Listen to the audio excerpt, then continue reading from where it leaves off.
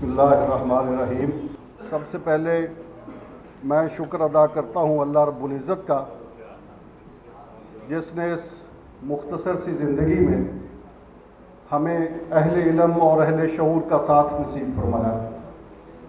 उसके बाद तारीफ़ जनाब रिसालत मुआब हज़रत मोहम्मद सल्लल्लाहु अलैहि वसल्लम की, जिनके सदक़े ये निज़ाम कुदरत कायम दायम है, और सदका अहले बैत अतहार का, जिनकी तालीमात के सबब आज भी इंसानियत हदायत की राहों पर गामज़न है। मैं अपने तमाम मुअज़्ज़ज़ मेहमानों का, जिनका ताल्लुक़ कानून, सियासत और इल्म व अदब से है, सबका शुक्रिया अदा करता हूँ कि वो इस मौका पर तशरीफ़ लाए। मैं मुख्तसर सा तारफ़ करवाऊँगा आज की इस तकरीब का, और इसके बाद वो किताब जिसके लिए ये तकरीब मुनक़्क़द की गई है उसकी रूनुमाई होगी। ये जो आज हम जिस तकरीब में मौजूद है, मुस्लिम आइली कवानीन, ये किताब अल्लामा सैयद इफ्तिखार हुसैन नकवी साहब, जो आज की इस तकरीब के मेज़बान भी हैं, उनकी तसनीफ़ है। और इसकी ज़रूरत उन्होंने क्यों महसूस की, ये तो वो ख़ुद अपनी गुफ्तगू में बताएंगे। अल्लामा सैयद इफ्तिखार हुसैन नकवी साहब, आप में से अक्सरियत उनको जानती है, सच टीवी के चेयरमैन भी हैं, साबिक़ मेंबर हैं इस्लामी नज़रियाती कौंसिल के, और इनको ये एज़ाज़ भी हासिल है कि ये मेरा ख़्याल है कि कम अज़ कम 3 कंसेक्टिव टर्म्स में इस्लामी नज़रियाती कौंसिल के मेंबर रहे हैं।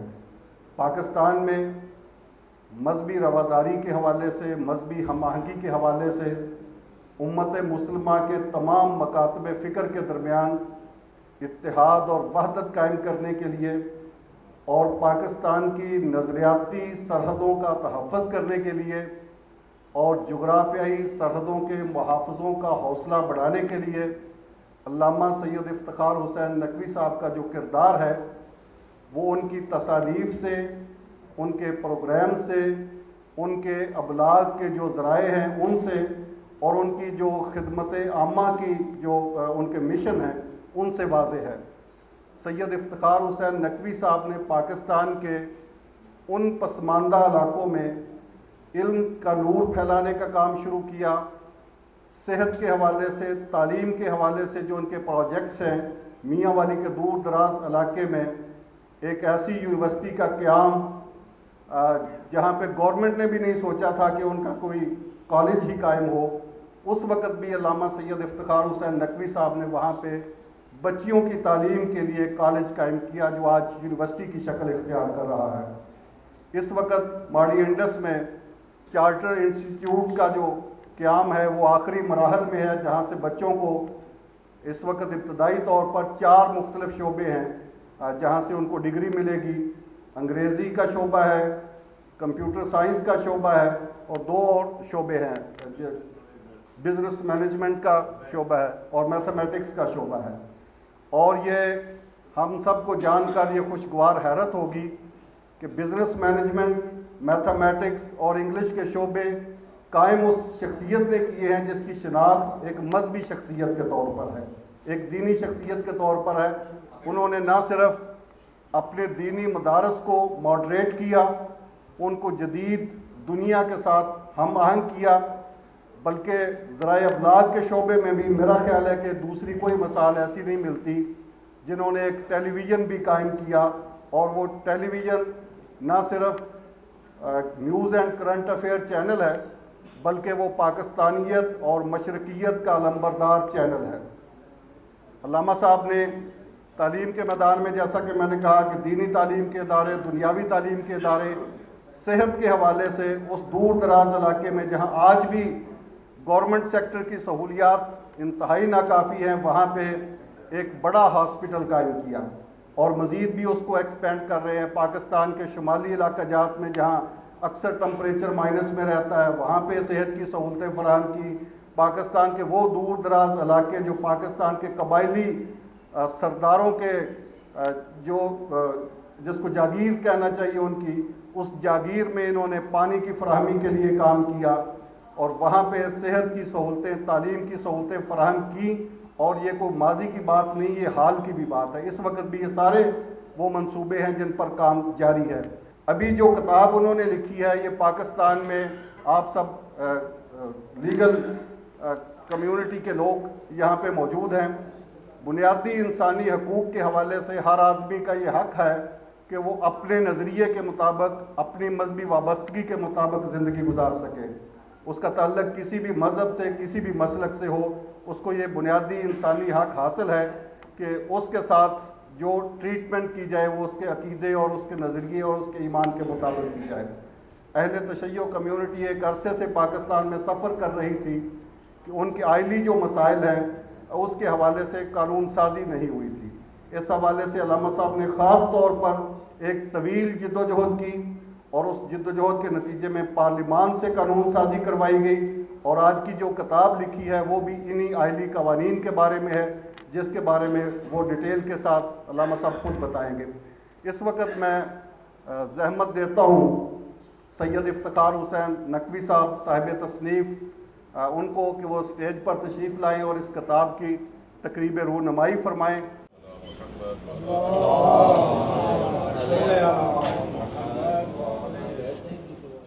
میں آپ حضرات کا انتہائی شکریہ ادا کرتا ہوں کہ آپ مختصر وقت میں ہماری دعوت پر یہاں تشریف لائے۔ حمد ہے اللہ کی جس نے اپنی معرفت مجھے دی اور مجھے عقل کا اندھا نہیں بنایا۔ حمد ہے اللہ کی جس نے مجھے اپنے حبیب مصطفیٰ محمد صلی اللہ علیہ وآلہ وسلم کی امت سے قرار دیا، جسے خیر امت کا شرف دیا ہے۔ حمد ہے اللہ کی جس نے مجھے اپنے حبیب مصطفیٰ حضرت محمد مصطفیٰ صلی اللہ علیہ وآلہ وسلم کے اہل البیت علیہ السلام کی ولایت اور محبت عطا کی، جنہیں اللہ تعالیٰ نے اپنے حبیب کا نائب قرار دے کر انہیں آپ صلی اللہ علیہ وسلم کے علم کا وارث بنایا۔ حمد ہے اللہ کی جس نے ہماری ہدایت کے لیے قرآن مجید جیسی کتاب ہمیں مرحمت فرمائی، جس میں انسان کی ترقی و فلاح اور کامیابی کے تمام ضابطے موجود ہیں۔ اس کتاب کی تشریح و تفسیر اپنے حبیب مصطفیٰ محمد صلی اللہ علیہ وآلہ وسلم کے ذریعے کر دی اور ان کی اتباع کو فرض قرار دیا۔ اللہ کی حمد ہے کہ اس نے ہم انسانوں کی رہنمائی کے لیے کتاب بھی دی اور اس کے لیے معلمین بھی اپنی جانب سے قرار دیے۔ معلم اول حضرت محمد مصطفیٰ صلی اللہ علیہ وآلہ وسلم، اور ان کے بعد ان کے علم کے وارث ائمہ اہل البیت علیہ السلام ہیں۔ حمد ہے اس ذات کی جس نے ہمیں یہ توفیق دی کہ قرآن و اہل البیت کو ہماری رہنمائی اور ہدایت کا ذریعہ بنایا۔ حمد ہے اللہ کی جس نے ہمارے لیے بطور دین، بطور نظام اسلام کو چنا اور پسند فرمایا اور اسے انسانوں کے لیے کامل نظام حیات قرار دیا۔ اس میں شک نہیں کہ ہمارے تمام مسائل کا حل قرآن و سنت میں موجود ہے، اور ہر مسلمان کی ذمہ داری ہے کہ وہ قرآن و سنت کے مطابق زندگی گزارے۔ آج کے حوالے سے سب سے پہلے تو آپ حضرات کا شکریہ کہ شریکت الحسین پبلیکیشن پاکستان کی دعوت پر آپ تشریف لائے۔ آج کی یہ تقریب جیسا کہ آپ کے علم میں ہے، قانون سے متعلق میری کتاب مسلم آئلی قوانین بمطابق فقہ جعفری کی رونمائی کے بارے میں ہے۔ ہمارا آئین قرآن و سنت کے مطابق قانون سازی کی ذمہ داری پارلیمنٹ کو دیتا ہے، اور قرآن و سنت کی تفسیر ہر فقہی مکتب و مسلک کے ہاں جو معتبر ہے اسے قبول کرنے کا کہتا ہے۔ آئین میں اسلامی نظریاتی کونسل کی ذمہ داری قرار دی گئی ہے کہ وہ قانون سازی پر نظر رکھیں۔ قانون قرآن و سنت کے مطابق بنایا گیا ہے یا نہیں؟ اگر ایسا نہ ہو، یعنی قرآن و سنت کے مطابق قانون پاس نہ ہو یا پاس ہو اور اس کے مطابق نہ ہو، تو پھر پارلیمنٹ سے تجدید نظر کی سفارش کرے۔ ہمارا ملک اسلامی نظام کو عملی جامہ پہنانے کے لیے قائم ہوا تھا، افسوس ابھی تک یہ خواب تشنہ تکمیل ہے۔ بانی پاکستان قائد اعظم محمد علی جناح رحمۃ اللہ علیہ کے بیانات اس حوالے سے بڑے واضح ہیں۔ آج کے حوالے سے میں بحیثیت مصنف یہ قانون کی کتاب جو ہے یہ اہل تشیع کے لیے قانون سازی میں ایک اضافہ کے طور پر پیش کرتا ہوں۔ شیعہ مسلک سے تعلق رکھنے والوں کے لیے ایک پرابلم تھا، بالخصوص خواتین کے لیے۔ جب میراث کی تقسیم کا معاملہ آتا تھا تو کتنی زیادہ ایسا بیوہ خواتین ہیں جن کو میراث سے محروم کر دیا جاتا تھا، اور شہرت یہ تھی کہ شیعہ مسلک میں بیوہ کی میراث ہی نہیں ہے، خاص کر جس کی اولاد نہ ہو۔ اور اسی طرح جو طلاق کا مسئلہ ہے اس میں بھی جو عدالتوں سے فیصلے دیے جاتے ہیں وہ فقہ جعفری کے خلاف تھے، جس وجہ سے عدالت سے تو خواتین کو طلاق مل جاتی تھی، لیکن جب معاملہ ہوتا تھا کہ یہ تو شرعی طلاق نہیں ہوئی، اس میں وہ شرائط نہیں ہے، تو وہ جب رجوع کرتے علماء کے پاس تو وہ شوہر جس نے پہلے زیادتی کی، کیونکہ اگر زیادتی نہ ہو تو پھر عورت کیوں جائے عدالت میں؟ زیادتی ہوتی ہے تو عورت جاتی ہے، ورنہ وہ تو بیچاری بڑے آرام سے زندگی گزار رہی ہوتی ہے۔ مردوں کی زیادتی کی وجہ سے وہ عدالتوں کے دھکے کھاتی ہیں۔ اسے جب پتہ چلتا ہے کہ ابھی تو طلاق نہیں ہوئی، یہ تو ابھی شرعی سیغے پڑھنے ہیں، تو وہ کہتے تھے نہیں میں نے اس کو ذلیل ہی کرنا ہے، نہیں دیتا طلاق۔ اگرچہ اس کا حل تو ہمیں معلوم ہے، اور اس کا میں تو بالخصوص اس حوالے سے بہت ساری خواتین کے لیے جب یہ معلوم ہو جائے، کیونکہ ہمارے مجتہدین کا فتویٰ ہے کہ جب ہمارا وکیل یہ سمجھ لے کہ یہاں عورت کے ساتھ زیادتی ہو رہی ہے تو وہ ہماری طرف سے اسے اجازت ہے حاکم شرع ہونے کے حوالے سے وہ طلاق پڑھ دے۔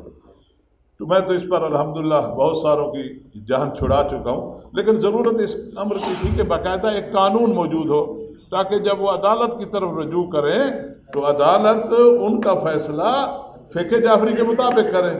تو الحمدللہ اسی سلسلے کو لے کر میں نے یہ کام کیا، اور اسلامی نہضتی کونسل میں میں کیونکہ 9 سال رہا، اور اس قانون کو پاس کروانے کے لیے مجھے 9 سال جدوجہد کرنی پڑی۔ عجیب ہے کہ جو کام آسانی سے ہو سکتا تھا، کیونکہ آئین نے تو اجازت ہمیں دی ہوئی ہے، اس کو حاصل کرنے کے لیے مجھے 9 سال لگے ہیں۔ اور اس 9 سال میں جو میں نے خط و کتابت کی ہے، یعنی صدر سے، وزیر اعظم سے، وزیر قانون سے، پارلیمنٹ سے، اور خود اسلامی نہضتی کونسل تو خیر میرا ساتھ دے رہی تھی۔ آپ کو کیا بتائیں، 1000 صفحہ بنتا ہے فقط وہ میری خط و کتابت اور یعنی اتنی تکلیف دہ مراحل سے گزرا۔ اور میں یہ بھی آپ وکلاء حضرات بیٹھے ہیں کہ جب بڑی مشکلات سے گزرنے کے بعد، اور چیمہ صاحب بھی ماشاء اللہ تشریف فرما ہے، تحریک انصاف کی حکومت ہی تھی، تو اسمبلی سے پاس ہو گیا۔ اب اسمبلی سے پاس ہونے کے بعد سینٹ میں جانا تھا، سرکاری بل تھا، سفارش اسلامی نہضتی کونسل کی تھی، اور کہ مسلم اہلی قوانین کا سیکشن 4 بابت میراث اور سیکشن 7 بابت طلاق فقہ جعفری کے مطابق شیعوں کے لیے اس کے مطابق ہی ہوگی، ترمیم اس میں وضاحت دے دی جائے۔ تو یہ اپنا سینٹ میں گیا، حالانکہ وہاں پھر کمیٹی بنانے کی ضرورت نہیں تھی کیونکہ سرکاری بل تھا، لیکن کمیٹی بنا دی گئی، اور اس کے سربراہ جو تھے وہ بیرسٹر سید علی ظفر صاحب تھے۔ مجھے جب پتہ چلا تو میں نے وقت لیا اور میں 30 جون کو ان کے ساتھ ملا۔ میری کوئی 2 گھنٹے میٹنگ رہی، انہوں نے بڑا حوصلہ افزائی والے باتیں کی، مجھے تسلی دی کہ میں تو بہت خوش ہوا، میرے سوالوں کے جواب مل گئے۔ کل والا اجلاس تو ہے اس میں تو نہیں، لیکن جو بعد والا اجلاس ہوگا اس میں ہم اسلامی نہضتی کونسل کے چیئرمین کو بھی اور آپ کو بھی بلائیں گے۔ لیکن دیکھیں یہ افسوس ہے کہ اتنی بڑی شخصیت اور ایک علمی اور قانون سے وابستہ نہیں معلوم ان کی کیا مجبوری تھی۔ جب 1 جولائی کو اجلاس ہوتا ہے تو بیرسٹر صاحب جو خود 13 ممبر تھے، جو خود وضاحت دیتے ہیں اس ترمیم کے حوالے سے، کہتے ہیں کہ میں 65 سال میں پہلی مرتبہ فرقہ وارانہ بل دیکھ رہا ہوں۔ اور پھر ایک اور وکیل، میں اب نام نہیں لیتا، ایک اور وکیل صاحب بولے یہ تو کٹا کھل جائے گا، ایک بولے یہ تو طالبان بن جائے گا، ایک اور بولے کہ یہ تو فرقہ واریت ہو جائے گی۔ یعنی سب وکیلوں نے ایک سے ایک بڑھ کر جملے کیسے۔ جب میرے پاس پوری اسی وقت رپورٹ آ گئی، سچ بات ہے مجھے بہت تکلیف ہوئی۔ میں نے کہا 9 سال کی جدوجہد 1 منٹ میں گئی، لیکن خدا مدد کرتا ہے۔ میں تھوڑی دیر آرام کیا اور پھر وہی ذہن میں لیٹر تیار کیا 4 صفحے کا بیرسٹر کے نام، کہ اگر یہ بل فرقہ وارانہ ہے تو پھر آئین فرقہ وارانہ ہے۔ آئین کہتا ہے پرسنل لا میں ہر ایک کو حق حاصل ہے کہ وہ اس کے مسلک کے مطابق اس کے لیے قانون ہو، اور پھر یہاں قانون ابھی تک نہیں بنا۔ جب نہیں بنا تو ہمارے ساتھ زیادتی ہو رہی ہے، اور زیادتی بھی خواتین کے ساتھ ہو رہی ہے، وہ مظلومہ ہیں۔ کیسے آپ کہتے ہیں اس کا حل کیا ہے؟ خیر پھر میں سینٹ کے چیئرمین سے ملا۔ سنجانی صاحب ایک دفعہ سر پکڑ کے بیٹھ گئے، کہتا ہے انہوں نے کیا کیا ہے، یہ سی باتیں تو نہیں ہونی چاہیے تھی۔ پھر فرماتے ہیں کہ ایسا ہے جو آپ نے لیٹر تیار کیا ہے، اس کی آپ تمام ممبران کے لیے 100 کاپی تیار کریں، ہمارے پاس بھیج دیں، ہم سارے سینٹ کے ممبران کو پہنچا دیں گے، اور پھر یا تو میں کوئی ایک اور کمیٹی چھوٹی بنا دوں، یا پھر ان کو کہتا ہوں تجدید نظر کریں۔ البتہ یہ میں بھول رہا ہوں، یہ 1 کے اجلاس میں تو فقط میں نے لیٹر بیرسٹر صاحب کو لکھا، لیکن جب 13 جولائی کا ہوا نا اجلاس، اس میں یہ ایجنڈے پر بھی نہیں تھا، تو بیرسٹر صاحب نے کہا اوشیوں والا بل لاؤ، اور وہاں متفقہ طور پر ریجیکٹ کر دیا۔ اور اس کے بعد میں پھر سینٹ کے چیئرمین سے ملا، پھر خاقان عباسی سے ملا، سری رحمان سے ملا، پھر علی محمد وزیر صاحب سے ملا۔ وزیر صاحب سے میں نے کہا بڑا دکھ کی بات ہے، اور آپ تو تحریک انصاف والے ہیں، آپ تو خواتین کے حقوق کی بات کرتے ہیں، یہ کیا ہو رہا ہے؟ اور پھر خود وزیر اعظم نے اس کی حمایت کی تھی جب یہ اسمبلی میں پیش ہوا ہے۔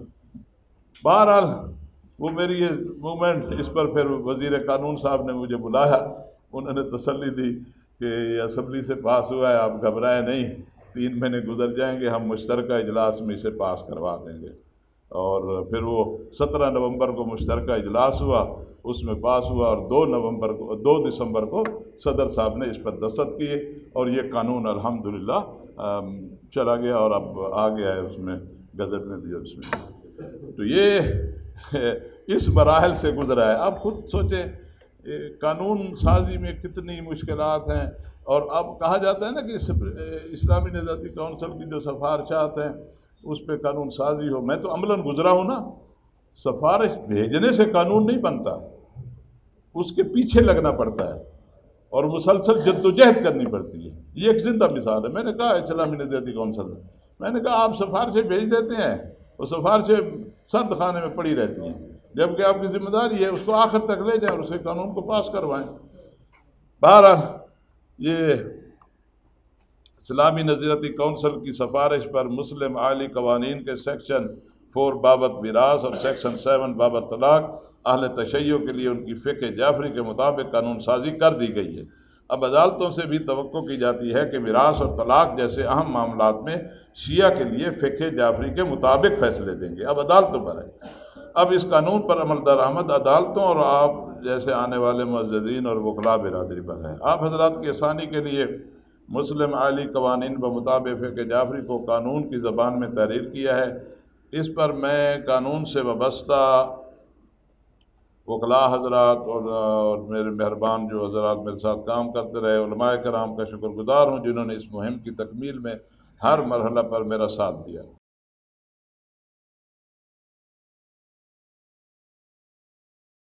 میں درخواست گزار ہوں علامہ ڈاکٹر راغب حسین نعیمی صاحب سے۔ علامہ ڈاکٹر راغب حسین نعیمی صاحب خاص طور سے ان کا پوائنٹ آف ویو اس کتاب کے حوالے سے ہمارے لیے بڑا مفید ہوگا۔ ممبر ہیں اسلامی نظریاتی کونسل کے، اور پاکستان میں اہل سنت مکتبہ فکر کی نمائندگی تو کرتے ہی کرتے ہیں، دنیا بھر میں مسلمانوں کے لیے بڑا نام اور قابل فخر نام ڈاکٹر راغب نعیم صاحب۔ بسم اللہ الرحمن الرحیم۔ میں نے کتاب کو جستہ جستہ دیکھا ہے، جسے انگریزی میں کہتے ہیں اے برڈز آئی ویو، اور جن نکات کو میں یہاں پر پیش کرنا چاہوں گا، یقینی طور پہ مجھے 10 میں سے 2-3 منٹ ملیں گے پیش کرنے کے لیے، شاید میں سارے پیش نہ کر سکوں، لیکن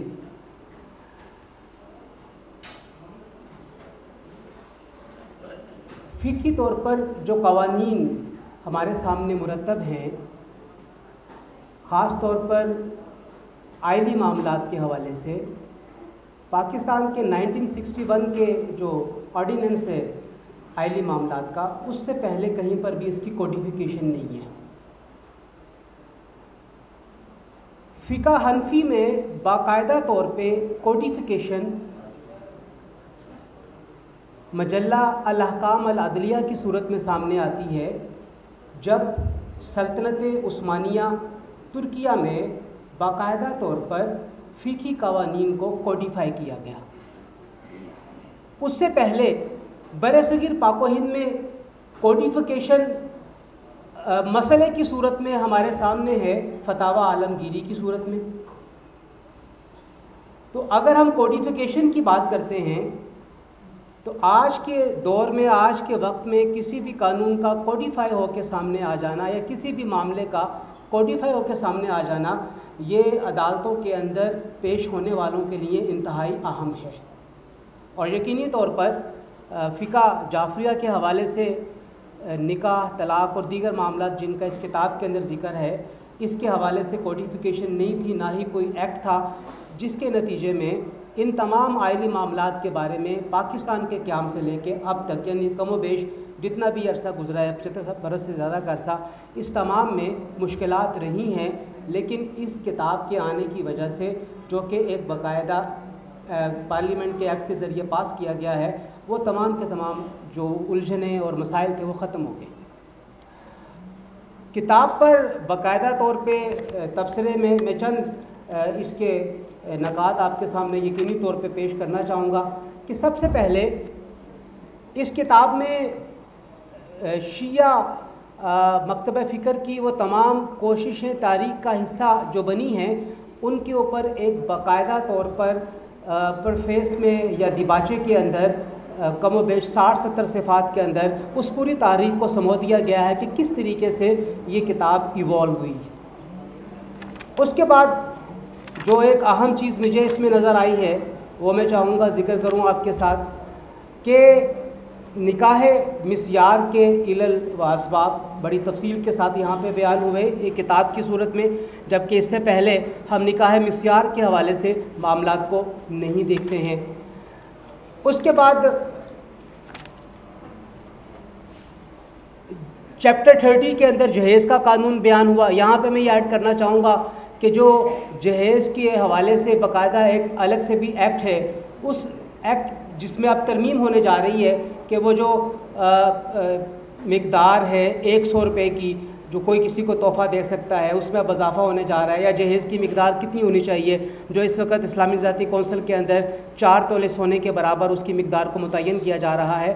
اگر اس ریفرنس کو بھی یا اس کے پس منظر میں اگر اس چیپٹر کو لکھا جاتا تو یقینی طور پہ اس میں مزید رہنمائی ہمیں دستیاب ہو جاتی۔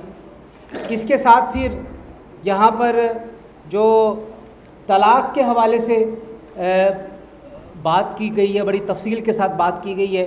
بہرحال ایک شیعہ مکتبہ فکر میں ایک الگ بھی ایک نظریہ ہے جس میں طلاق کے عمل کو آسان بنائے جانے کی طرف رجحان پایا جاتا ہے۔ مجھے نہیں معلوم، اتنی ڈیٹیل سے میں نے یہ طلاق والا چیپٹر نہیں پڑھا کہ اس میں کتنی تفصیل سے بات کی گئی، لیکن بہرحال طلاق کے معاملات جس طرح آج ہم ہوتے ہوئے دیکھتے ہیں، جو کہ خلا کی صورت میں ہیں، جس میں ایک طرف ڈسولوشن آف میرج کی بات کی جاتی ہے اور دوسری طرف کہا جاتا ہے یہ آن دا بیسس آف خلا ہے، تو تنسیخ نکاح ایک الگ چیز ہوتی ہے اور خلا ایک الگ چیز ہے۔ خلا تو میاں اور بیوی کی اتفاق رائے سے ڈیولپ ہوتا ہے، جبکہ تنسیخ نکاح وہ عدالت یا قاضی کا حق ہے تو میں یہ سمجھتا ہوں کہ ہمیں عدالتوں کے اندر بھی اس بات کو بڑی تفصیل سے بیان کرنے کی ضرورت ہے کہ ڈسولوشن آف میریجز کی جو ریزن ہیں وہ دوسرے ہوتے ہیں اور جو خلا ہے وہ ایک الگ چیز ہے. ان دونوں کو جو مکس کر دیا گیا عدالتوں کے اندر, اس کے اوپر توجہ کرنے کی ضرورت ہے اور اس کو بھی وضاحت کے ساتھ آگے لے کر. ایون جو مکتبہ فکر حنفی ہے اس کے اندر بھی اس کے اوپر بڑی امبیرسمنٹ ہے علماء کے اندر کہ جو ڈسولوشن آف میرج میں خلا کو شامل کر دیا گیا ہے وہ نہیں ہونا چاہیے. اسی طریقے سے باقاعدہ طور پہ ہم یہ دیکھتے ہیں کہ جو آرٹیکل نمبر 46 ہے اس کی جو سب آرٹیکل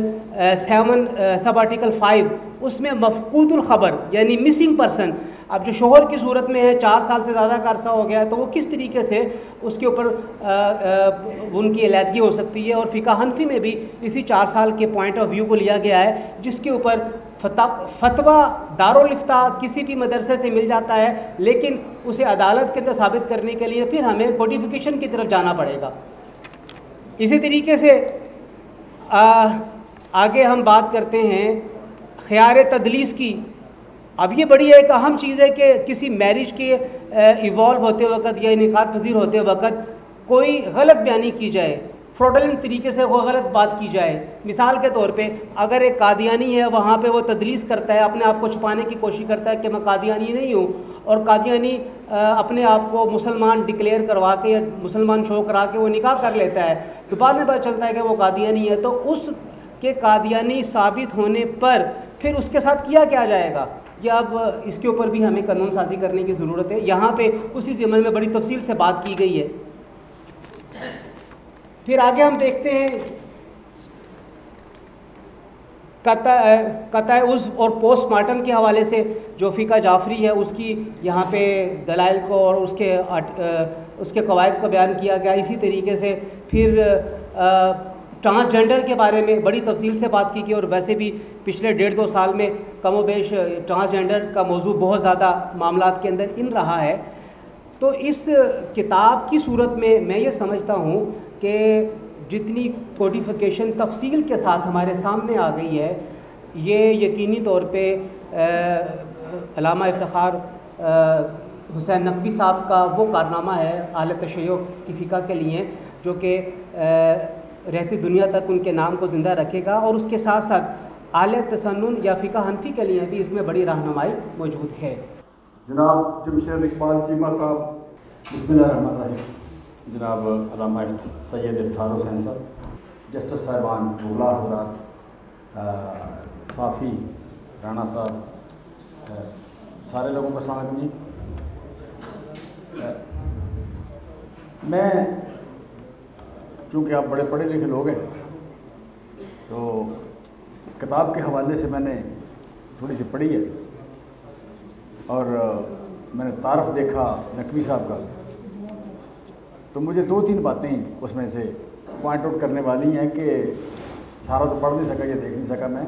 داجل میں انہوں نے جو کام کیا ہے یا پچاد میں آگے پہاڑوں کے پاس, تو میں چونکہ اس علاقے کو جانتا ہوں تو میں واقعی وہ کہ کس علاقے میں, پھر میاں والی کے جو آپ کہنے پچاد کے علاقے ہیں پہاڑوں کے آگے وہاں پہ یا یونیورسٹی وہاں بنانا ڈیفینیٹلی بہت بڑے کام ہیں. اور پھر میں جب ان کے ٹی وی چینل کی پالیسی کو دیکھتا ہوں وہ بھی سچی بات ہے, وہ بڑی بیلنس اور سچ اور حق پہ مبنی ہے, وہ بڑی اچھی چیز ہے. ڈاکٹر سعید الہی صاحب, گزارش کرتا ہوں تشریف لائیے اور اپنے خیالات کا اظہار. بسم اللہ الرحمن الرحیم. افتخار نقوی صاحب سے میری رفاقت کوئی 2 دہائیوں پر مشتمل ہے, اور ان سے دوران ہلال عنبر میری جو وہاں تعیناتی تھی اس دوران اکثر و بیشتر ملاقات ہوتی تھی. اور ہم جیسے بتایا گیا تو میں سوچتا تھا کہ میں نے کبھی زندگی میں جن دیکھا ہے, اور یہ میں سوال کروں گا شرکا سے کہ آپ نے کبھی جن دیکھا ہے, تو آپ کا جواب ہوگا نہیں. میرا جواب بھی یہی تھا نہیں, لیکن اب میرا جواب اس بات میں ہے. اب آپ سب ان کو دیکھ لیں ایک بار, اس لیے نہیں کہ آپ اس کو غلط مطلب مت لیجئے. ایک شخص بیک وقت اتنے کام کرتا ہے, کتابت, خطابت, تبلیغ, اور اس کے بعد تعلیم, محبت, انسانی خدمت, یہ سارے کام ایک انسان کی ممکنات میں شامل نہیں.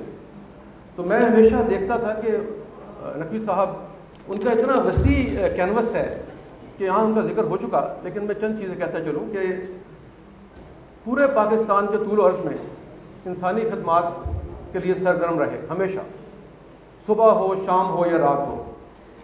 اس کے علاوہ تعلیم، تبلیغ، اور جب فحاشی اور رانی کا طوفان ہو تو اس کے آگے آہنی دیوار خود بھی بن جاتے اور ان کا ٹی وی چینل بھی۔ تو ایسے لوگ جب کہت و رجال کا زمانہ ہو تو کم ہوتے جاتے ہیں، تو ہمیں ایسے لوگوں کی قدر کرنا ہے، ان کی عزت کرنی ہے۔ اللہ تعالیٰ ان کو لمبی عمر دے۔ محترم جناب ایثار رانا صاحب سے درخواست گزار ہوں، ایثار صاحب آئیے اور اپنے خیالات کا اظہار فرمائیں۔ میں نے کتاب کو 10 دفعہ کھولی اور اس کو پڑھ کے مجھے احساس ہوا کہ یہ پڑھنے والی کتاب نہیں ہے، یہ ریفرنس بک ہے، یہ ایک تحقیقی مقالہ ہے، یہ ایک ایسی روشنی ہے کہ جب اندھیرا ہو تو بٹن دبائیں تو اس میں سے آپ کو روشنی مل جائے گی، ٹھیک ہے نا۔ یہ کتاب یہ پڑھنے والی نہیں ہے، یہ کتاب تو ایک ایسی چیز ہے جسے آپ کو کیری کرنا ہے ہمیشہ کے لیے، جہاں آپ پڑھیں گے کھولیں اور اس میں سے رہنمائی لے لیں۔ یہ کتاب رہنمائی ہے، میں اس کو اس طرح نہیں لے رہا کہ اسے کوئی پڑھ کے کوئی علم میں اضافہ ہوگا، نہیں ہوگا۔ اسی رٹو تو ہوتے گئے ہیں، اسی بابا بلیک شیپ تو لے کے تھا، وہ بھی ندم رٹے لا کے یاد کی تھی، یہ یاد نہیں ہوگی، یہ ریفرنس کے طور پہ ہمارے پاس رہے گی۔ اور ایک چیز میں سر اور عرض کرتا چلوں کہ یہاں پہ ہمارے بہت سارے اہل تشریف بھائی دبے دبے لفظوں میں یہ گلا کرتے ہیں کہ ان کو نمائندگی نہیں ملتی، تو کیا یہ اس پاکستان میں 23 کروڑ عوام کو نمائندگی مل رہی ہے؟ کیا یہ ملک 23 کروڑ عوام کا ہے؟ کیا یہ ملک میں 23 کروڑ عوام کی منشا سے یہ ملک چل رہا ہے؟ کیا اس ملک میں 23 کروڑ عوام کی خواہشات کے مطابق سب کچھ ہو رہا ہے؟ اتنے منافق ہیں ہم لوگ، اتنے جھوٹے ہیں ہم لوگ کہ ہم کہتے ہیں کہ ہمارے آئین کا پہلا جو وہ نقطہ ہے وہ یہ کہ تمام قوانین قرآن و سنت کے تابع ہوں گے، اور ہم سود کے اندر کاروبار کرتے ہیں سرکاری طور پہ، جس کے لیے میں نے کبھی اپنی زندگی میں نبی پاک کو اتنا سخت رد عمل دیتے نہیں دیکھا۔ جو الفاظ حدیثوں میں استعمال کیے گئے، اس سے بڑھ کے ماں بہن کے حوالے سے جو کچھ چیزیں آئیں، تو ہم کہتے ہیں جی ہم تو اسلامی جمہوریہ پاکستان ہے اور نبی پاک کے احکامات سے براہ راست تصادم کر رہے ہیں، براہ راست ان کے سامنے کھڑے، انہوں نے کہا جو سود کرتا ہے وہ میرے سے اس کی جنگ ہے، تو ہم تو ان سے جنگ کر رہے ہیں، تو ہمیں برکت کہاں سے آ جائے گی؟ اب میں گفتگو کے لیے دعوت دیتا ہوں جسٹس جمشید رحمت اللہ صاحب۔ میں نقوی صاحب کی یہ جو انہوں نے جدوجہد کی، جو انہوں نے ایفرٹ کیا، اس کے بیچ میں اپنی جون سی ہے کیا اچیومنٹ ہوگی، اپنا کیا گین کریں گے، وہ ان کی کنسیڈریشن نہیں تھی۔ یہ انہوں نے، میں سمجھتا ہوں کہ پاکستان کے لیے، پاکستان کے بیچ میں جو لوگ رہ رہے ہیں ان کے لیے یہ ایک سٹرگل کی، تاکہ اس میں وکلا کے لیے بھی بہتری ہے کہ وہ بہتر طریقے سے اس کتاب کو پڑھ کے پریزنٹ کر سکتے ہیں، اور دوسرے بھی جون سے جو جوڈیشری جون سی ہے اس کے لیے بھی فائدہ مند ہے، اور عام عوام کے لیے بھی میں سمجھتا ہوں کہ یہ بہت فائدہ مند چیز ہے کہ یہ جو ایفرٹ جو کیے گئے ہیں، اس میں ذاتی مفاد خود گین کرنا، کوئی چیز اچیو کرنا ذاتی طور پہ وہ نہیں ہے، اس میں دوسروں کا فائدہ جون سا ہے، اس مقصد کے لیے یہ ایفرٹ کیا گیا ہے۔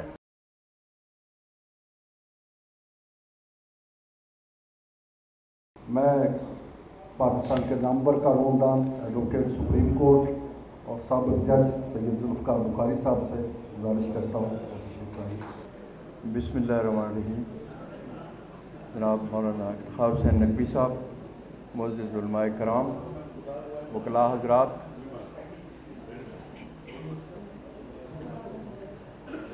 آج کی یہ تقریب مولانا افتخار حسین نقوی صاحب کی کتاب کی تقریب رونمائی کے لیے منعقد ہو رہی ہے۔ ابھی یہاں کتاب پڑھنے کی بات ہوئی، اس پر تبصرہ کرنے کی بات ہوئی، تو میں نے چیدہ باتیں جو ہیں وہ دیکھی ہیں۔ اس سے پہلے میں نے مولانا صاحب کی ایک اور کتاب آئی تھی مناقحات کے نام سے، جو صرف نکاح، شادی اور اس کو ڈیل کرتی تھی، لیکن یہ جو کتاب ہے یہ ماشاءاللہ پورے آئلی قوانین، فیملی لائف کے جتنے قوانین ہیں وہ سب کا احاطہ کرتی ہے، اور انہوں نے ہم وکلاء کی اور پاکستان کے ججز کی رہنمائی کے لیے ایک بہترین کتاب لکھی ہے، اور صحیح کہا گیا کہ یہ ریفرنس بک ہے، جہاں مشکل پیش آئے گی ججز کو اس سے رہنمائی ملے گی اور وکلاء کو بھی اس معاملے میں ایک بہترین اثاثہ ہاتھ آیا ہے۔ مولانا صاحب نے اپنی تقریر میں بتایا کہ اس بل کو پاس کروانے کے لیے کتنے جتن کیے، کتنی مشکلات اور کیا کیا لوگوں نے اس پہ تبصرے کیے۔ مجھے سن کر بڑا افسوس ہوا کہ ایک قانون کے تشریح کے لیے یا ایک طبقے کے پرسنل لا کے لیے ان کی سہولت کے لیے ایک بل پیش کیا گیا ہے، اس کے لیے اتنی سوچ و بچار، اتنی مشکلات، اور جب اس ملک کے مقتدرہ لوگوں کو، چوروں ڈاکوؤں کو اقتدار دے کے اور ان کے مقدمات ختم کروانے کے لیے بل پیش ہوتا ہے تو بغیر دیکھے پاس کر دیا جاتا ہے۔ اور میں نے دیکھا ہے کہ ججز کی تنخواہیں اور مراعات بڑھانے کا جو بل ہے وہ بغیر سوچے سمجھے پاس کر دیا جاتا ہے۔ جہاں ان کے اپنے مفادات ہوں وہاں کچھ نہیں دیکھتے، ملکی خزانے پہ بوجھ ڈالنا وہ ڈال دیتے ہیں۔ اس میں کیا ہے، ایک پرسنل لا، مسلم پرسنل لا کی حیثیت سے اگر انہوں نے ایک کوشش کی ہے تو اس میں تعاون کرنا چاہیے۔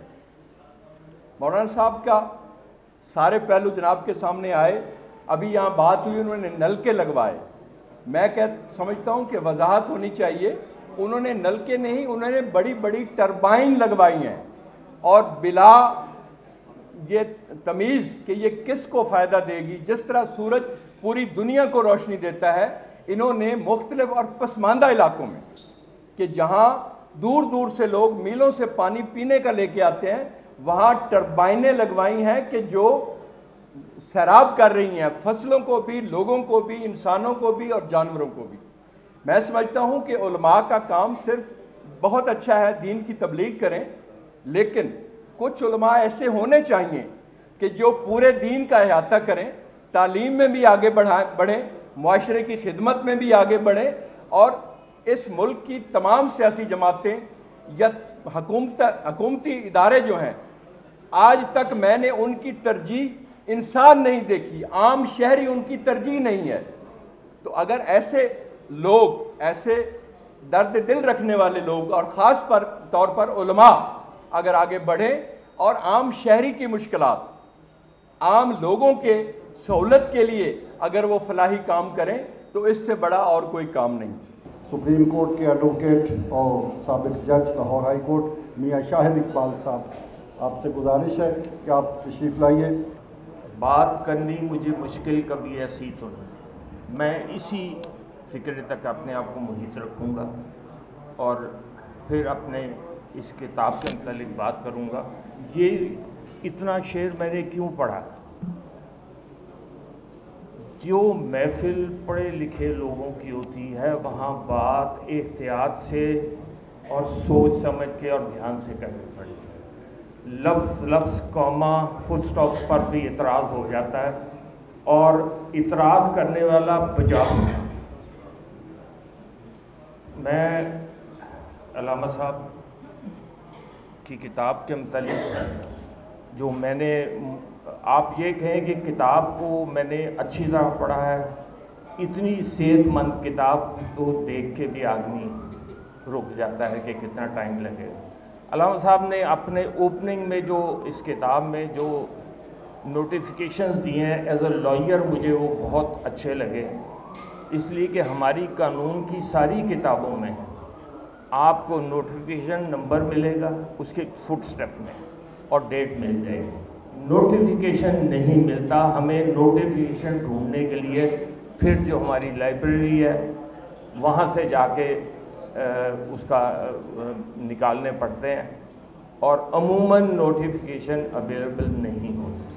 علامہ صاحب ایک تجویز میں دینا چاہوں گا کہ اس کتاب میں جو آپ نے احادیث کا اور باقی چیزوں کا سلوشنز دے دیے ہیں پرابلمز کے ساتھ، یہ ہمارے لیے ایک گائیڈنس ہے، ہمیں اس سے فائدہ ہوگا، اور بجائے اس کے کہ ہم 2, 4, 5, 10 صفحے پڑھ کے وہ چیز ڈھونڈیں، ہمیں ایک بنی بنائی کوکڈ بک مل گئی ہے جو ہمیں ہمارے راستے کو آسان کرے گی۔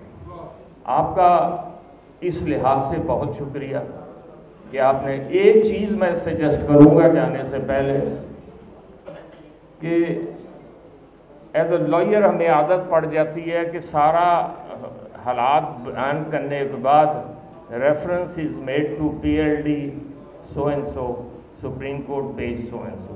مولانا اگر آپ اس مسئلے پر تھوڑا سا دھیان دے دیں اور اس کتاب میں وہ چیزیں بھی ایڈ کر دی جائیں تو پھر یہ سونے پہ سہاگا ہوگا. سابق میئر لاہور جناب کرنل مبشر صاحب. اعوذ باللہ من الشیطان الرجیم، بسم اللہ الرحمن الرحیم. معزز قانون دان حضرات، مذہبی اسکالرز اور جناب سید علامہ افتخار حسین نقوی صاحب، السلام علیکم. اس میں کوئی شک نہیں کہ فنڈامنٹل رائٹس یا بنیادی حقوق ہر مذہب، ہر دین، ہر معاشرہ، ہر سوسائٹی میں ایک بیسک رول رکھتے ہیں. ایک بہت امپورٹنٹ رول ہوتا ہے ان کا، فنڈامنٹل رائٹس کا. اور اگر ہم آئین پاکستان میں جائیں تو اس کے اوپر ایک پورا چیپٹر ہے فنڈامنٹل رائٹس کے تحت. ہمارا اللہ ایک، ہمارے محمد رسول اللہ صلی اللہ علیہ وسلم ان پہ جان قربان ایک، اس کے بعد ہمارے خلفائے راشدین. سوچیں ایک، سبق ایک، تعلیم ایک، اور اس کے بعد ہم پٹ گئے. اور میں مر جاؤں گا اسی دکھ کے ساتھ کہ وحدت المسلمین بھی بنی، بین المذاہب کانفرنسیں بھی ہوتی ہیں، اور جناب علامہ سید افتخار حسین نقوی صاحب نے جو جد و جہد کی ہے، میری عمر کے ہیں آپ، ہم تو شاید گمراہیوں میں ہی بھٹکے رہے اور دنیاوی لالچ میں ہی پڑے رہے. ایک لمبی فہرست جس میں جو سب سے اچھی چیز مجھے لگی وہ یہ تھا کہ جناب نے پانی کے نلکے سینکڑوں کی تعداد میں لگوائے ان علاقوں میں جہاں پانی نایاب ہے، علاج کی سہولتیں وہاں پہنچائیں جہاں ڈاکٹر جانا بھی پسند نہیں کرتے، تعلیم ان ریگستانی علاقوں میں اس طرح پھیلائی کہ جہاں استاد سفارشیں کرتے ہیں کہ مجھے ان علاقوں میں مت پوسٹ کرو، اور پھر اپنے فقہ کے مطابق بھی اسکول بنائے، جنرل ایجوکیشن بھی پھیلائی، سب کچھ کیا. اور میں واقعی آج اتنا متاثر ہوا ہوں اس موٹی کتاب کو دیکھ کے، اور جو میں نے تھوڑا سا اس کو دیکھا ہے کہ ہاں ہمارے ہاں آج بھی وہ صاحب ثروت، وہ صاحب علم لوگ موجود ہیں جو اس معاشرے کی اصلاح کرتے ہوئے اس مملکت پاکستان کو صحیح راستے پہ ڈال سکتے ہیں. میری خدا سے دعا ہے کہ مجھے بھی ایسے عالموں کی محفل میں ان کی صحبت میں بیٹھنے کی توفیق عطا فرما دیں. سردار محمد حیات صاحب کو اب میں دعوت دیتا ہوں. بسم اللہ الرحمن الرحیم. کتاب کو زیادہ تفصیل سے تو میں پڑھ نہیں سکا، لیکن جتنی میں نے کتاب پڑھی ہے تو علامہ سید افتخار حسین نقوی صاحب نے اس پر قرآن و حدیث کی روشنی میں جتنی ارکریزی کی ہے وہ صرف وکلاء کے لیے نہیں بلکہ ججز کے لیے اور دیگر تمام مکاتب فکر کے لیے ایک بہترین کاوش ہے. اور مجھے کامل یقین ہے کہ اس کتاب سے نہ صرف یہ شیعہ حضرات مستفید ہوں گے بلکہ تمام مکاتب فکر کے لیے بھی یہ ایک استفادہ کرنے کے لیے ایک بہترین اس میں مواد موجود ہے. جہاں تک علامہ صاحب نے اپنی تقریر میں بھی فرمایا ہے تو یہ جو قوانین ہوتے ہیں یہ بنانے کے لیے ان پہ بڑی محنت کرنا پڑتی ہے. یہ کوئی معمولی چیز نہیں، اس کے لیے کئی سال کی ارکریزی کی جاتی ہے، کئی سال کی محنت کی جاتی ہے تب جا کے. اور یہ جو آپ کی کاوش ہے یہ انشاءاللہ ہمارے جیسے جو کہ کم علم اور کم فہم لوگ ہیں ان کے لیے بھی ایک بہت بڑا ایک خزانہ ہے. تو میں اس پر آپ کا بہت بہت مشکور ہوں. محترمہ عظمیٰ کاردار صاحبہ. بسم اللہ الرحمن الرحیم. میں نقوی صاحب کو بہت خصوصی مبارکباد دینا چاہ رہی ہوں. مجھے بڑی خوشی ہوئی نقوی صاحب کہ آپ کا جو پیچھے جو جذبہ تھا، یہ جتنی کاوش آپ نے کی، جتنی مشکلات آپ نے ہرڈلز جو آپ نے سامنا جن کا کیا، انسپائٹ آف دا فیکٹ کہ آپ اسلامک نظریاتی کونسل کے 9 سال ممبر رہے ہیں، پھر بھی آپ نے کوئی ایسی کوشش نہیں چھوڑی کہ یہ لیجسلیٹو طریقے سے، ایک پراپر طریقے سے اس کو قانون سازی میں نہ تبدیل کر دیا جائے. اور اللہ تعالیٰ نے آپ کو جو کامیابی عطا کی ہے، میں کہتی ہوں کہ یہ بہت بڑی ایک نعمت ہے ان تمام خواتین کے لیے فقہ جعفریہ میں جو کہ میرا جو وراثت کے معاملات، نکاح کے، طلاق کے جو معاملات ہیں، جن کو آپ کو پتہ ہے عورت تو ویسے ہی بیچاری جو ہے وہ پورسٹ آف دا پور ہوتی ہے، اور ہماری ایک پیٹریارکل سوسائٹی ہے. ہم لوگ، ہمارے قوانین جو ہیں وہ اس کو سپورٹ نہیں کرتے ہیں. ہماری عدالتیں بھی جو ہیں اس میں ان کو بہت مشکلات کا سامنا ہوتا ہے. بڑے آپ نے جس طرح کا دھکے کھانے پڑتے ہیں، اور کون عورت جا کے دھکے کھائے گی؟ کوئی نہیں چاہتی ہے انلیس اینڈ انٹل کہ اس کے اوپر زیادتی نہ کی جائے. اور آپ نے ان کے لیے آواز اٹھائی ہے، اور آپ نے اس کو راستے میں نہیں چھوڑا، آپ نے اینڈ تک اس کا فالو اپ کیا ہے. اور آپ بالکل صحیح کہہ رہے ہیں جی، میں بھی پارلیمنٹیرین رہی ہوں، اور آپ یقین کریں کہ صرف ایک بل ایز اے پرائیویٹ ممبر جمع کرا دینا کافی نہیں ہوتا ہے. میں نے ایک کروایا تھا کم عمری کی شادی کے خلاف، اور وہ بل بھی سرد خانے میں پڑا رہا تھا 1.5 سال. پھر مجھے بھی یہی بتایا گیا کہ جب تک آپ لابنگ نہیں کریں گے، جب تک آپ ایک ایم پی اے کے پاس جائیں گے نہیں اور ان کو کنونس نہیں کریں گے، یہ کبھی بھی قانون سازی اس کی نہیں ہوگی. اور پھر یہی کرنا پڑا، جس کی وجہ سے پھر حکومت نے اس کو اون کیا، اور وہ بل جو تھا بہرحال اب بھی وہ نہیں اس پہ ہاؤس پہ آ سکا، لیکن امید کرتے ہیں کہ انشاءاللہ آئندہ کچھ جو پارلیمنٹ ہوگی وہ ضرور اس میں پاس کر دیں گی. مجھے بڑی خوشی ہوئی کتنی بیلنسڈ اپروچ ہے آپ کی لائف میں. آپ نے دینی اور دنیاوی دونوں جو محاذ ہیں ان پہ بے تحاشا کام کیا ہے، اور فلاح عامہ کے لیے لوگوں کی پبلک انٹرسٹ میں کام کیا ہے. میں تو بڑی حیران ہوئی کہ آپ کی جو ایک میاں والی کی جو کاوش ہے، جس میں آپ نے خواتین کے لیے ایک انسٹیٹیوشن بنایا جو کہ اب ایک یونیورسٹی کی لیول پہ پہنچ رہا ہے، کمال کر دیا ہے. مطلب مجھے تو نہیں اس بات کا علم تھا. پھر آپ نے ہسپتال بھی بنائے. یہ وہ ساری چیزیں ہیں جو کہ ایک عام انسان کی زندگی میں بہتری لانے کے لیے، ایک فنڈامنٹل رائٹس دلوانے کے لیے بہت ضروری ہیں کسی بھی معاشرے میں. اور پھر اس کے علاوہ آپ کا ایک چینل بھی ہے، آپ اسلامی نظریاتی کونسل میں بھی آپ کی انپٹ ہے، آپ کی پوری پارلیمنٹ میں بھی، آپ کی قانون سازی میں بھی آپ کی انپٹ ہے. تو یہ ماشاءاللہ جو ہے کوئی چھوٹی موٹی اچیومنٹ نہیں ہے، یہ بہت بڑی اچیومنٹ ہے لائف میں. اور اب آپ کی جو یہ مسلم آئلی قوانین جو ہے، اس میں جو لکھا ہوا ہے یہ کتنا ضروری ہے آپ کے مسلک کے لیے. اور قبلہ ایاز ہمیشہ کہتے تھے کہ کسی کے مسلک کو چھیڑو نہیں اور اپنے مسلک کو چھوڑو نہیں، اور یہی ہمارا آئین کہتا ہے، اور یہی ہمارے حقوق کہتے ہیں، اور انہی کی آپ نے پاسداری کی ہے. بہت بہت شکریہ. اچھا، سب دوستوں کا بہت بہت شکریہ. فرداً سب دوستوں کا میں نے نام لیا، جن کا نام نہیں لے سکا ان سے معذرت، اور ان کا بھی شکریہ. وہ تشریف لائے دوستوں کی بڑی تعداد، وہ وکلاء کی خواتین و حضرات تشریف لائے. آپ سب کا بہت بہت شکریہ.